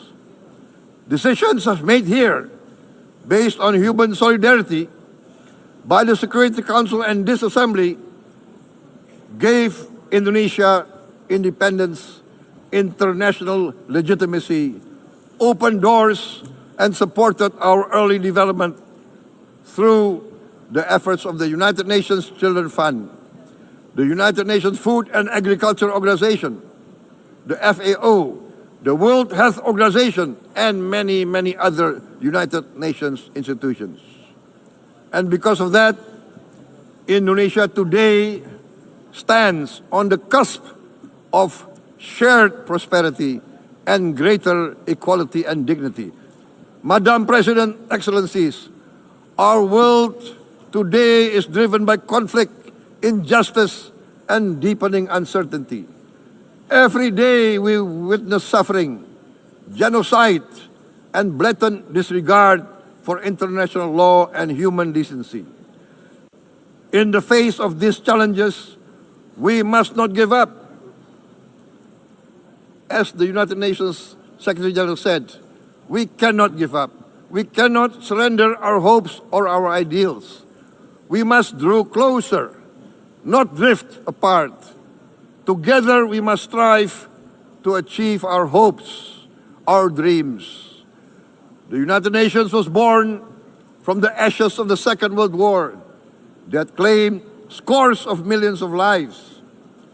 It was created to secure peace, security, justice, and freedom for all. We remain committed to internationalism, to multilateralism, and to every effort that strengthens this great institution. Today, Indonesia is nearer than ever before to meeting the sustainable development goals of ending extreme poverty and hunger. Because years ago, this very chamber chose to listen and uphold social and economic justice, we will never forget. And today, we must never be silent while Palestinians are denied that same justice and legitimacy in this very hall. Excellencies, Thucydides warned, the strong do what they can, the weak suffer what they must. We must reject this doctrine. The United Nations exist to reject this doctrine. We must stand for all, the strong and the weak. Might cannot be right. Right must be right. Indonesia today is one of the largest contributors to United Peacekeeping Forces. We believe in the United Nations. We will continue to serve where peace needs guardians, not with just words, but with boots on the ground. If and when the United Nations Security Council and this great assembly decide Indonesia is prepared to deploy 20,000 or even more of our sons and daughters to help secure peace in Gaza or elsewhere, in Ukraine, in Sudan, in Libya, everywhere when the peace needs to be enforced, peace needs to be guarded, we are ready. We will take our share of the burden, not only with our sons and daughters, we are also willing to contribute financially to support the great mission to achieve peace by the United Nations. Madam President, Excellencies, I propose to this Assembly a message of hope and optimism, grounded in action and execution. Today, we heard the speech of Madam President, the President of the United Nations General Assembly. Yes, it is true what she said.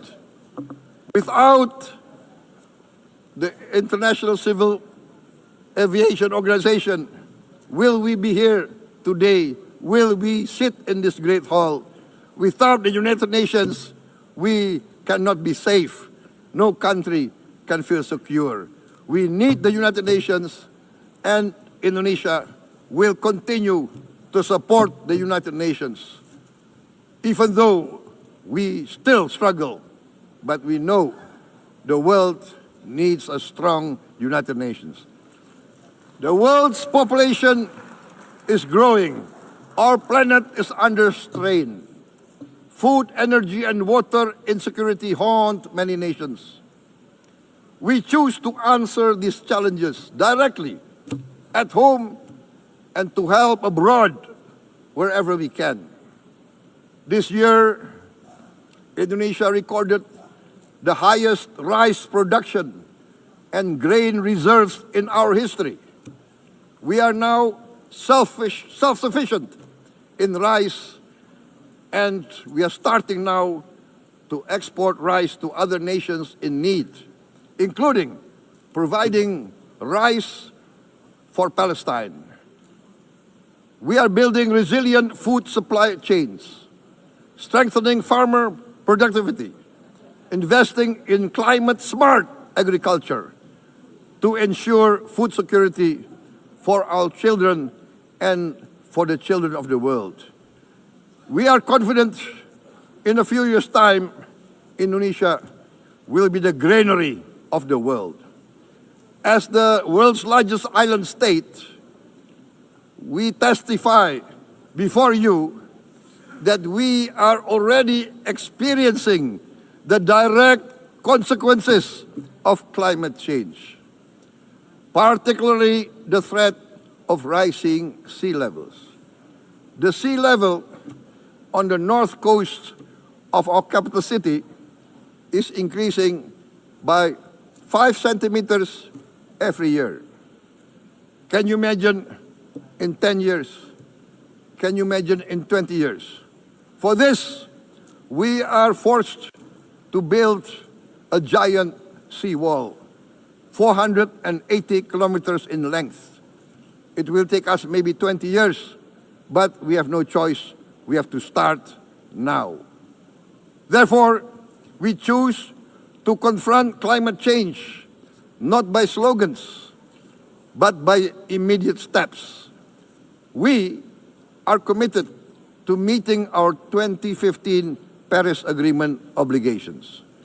We aim to achieve net zero emission by 2060, and we are very confident we can achieve net zero emission much earlier. We aim to reforest more than 12 million hectares of degraded forest, to reduce forest degradation, to empower local communities with quality green jobs for the future. Indonesia is shifting decisively from fossil fuel-based development towards renewable-based development. From next year, most of our additional power generation capacity will come from renewables. Our goal is clear: to lift all of our citizens out of poverty and make Indonesia a hub for solutions to food, energy, and water security. Madam President, Excellencies, we live in a time when hatred and violence can seem to be the loudest voices.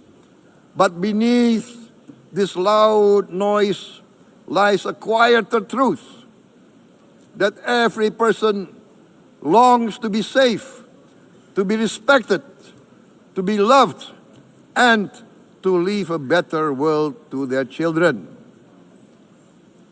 Our children are watching. They are learning leadership, not from textbook, but from our choices. Today, still, a catastrophic situation in Gaza is unfolding before our eyes. At this very moment, the innocent are crying for help, are crying to be saved. Who will save them? Who will save the innocent? Who will save the old and women? Millions are facing danger at this very moment. As we sit here, they are facing trauma.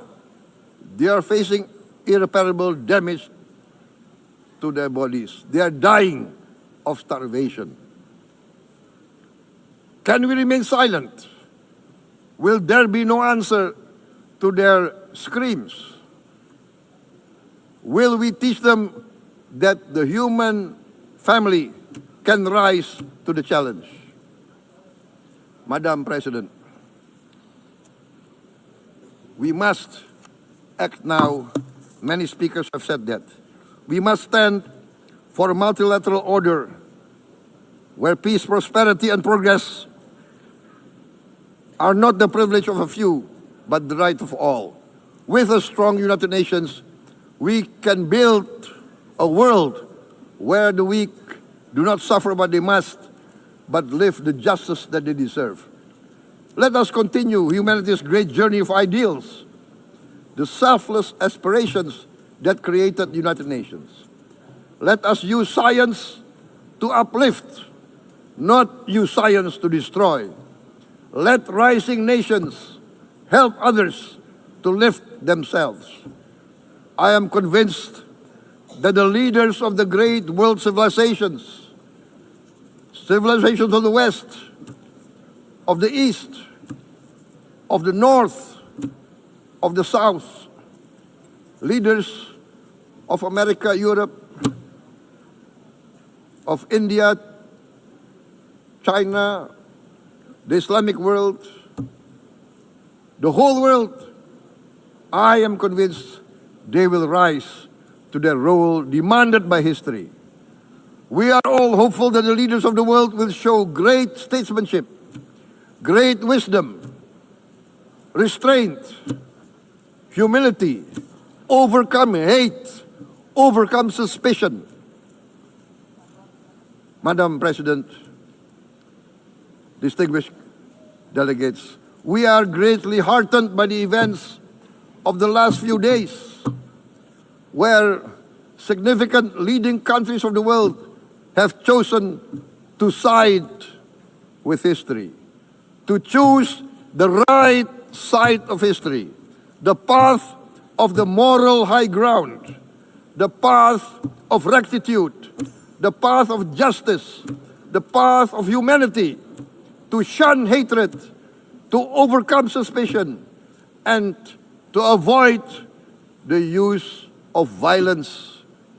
The use of violence will beget violence. No one country can bully the whole community of the human family.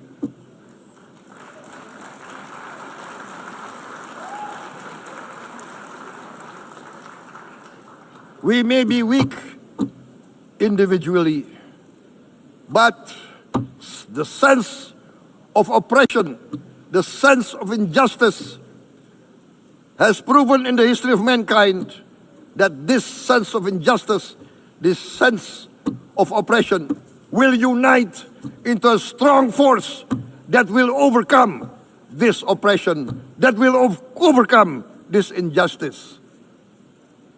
To close, I would like to reiterate again Indonesia's complete support for the two-state solution in Palestine. We must have an independent Palestine, but we must also recognize, we must also respect, and we must also guarantee the safety and security of Israel. Only then we can have real peace, and no longer hate and no longer suspicion. The only solution is this two-state solution.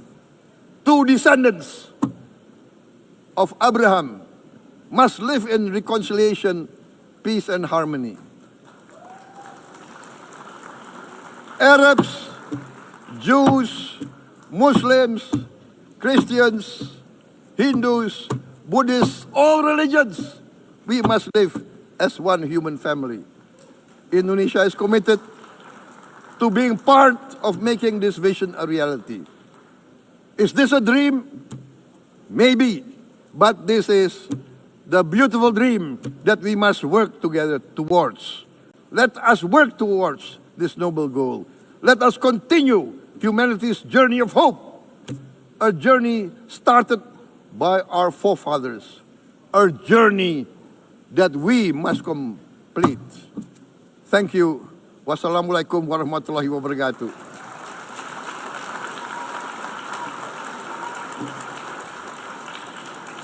Shalom. Om Santi, Santi, Santi Om. Namo Buddhaya. Thank you very much. May God bless us all. May peace be upon us. Thank you very much. Thank you. On behalf of the Assembly, I wish to thank the President of the Republic of Indonesia.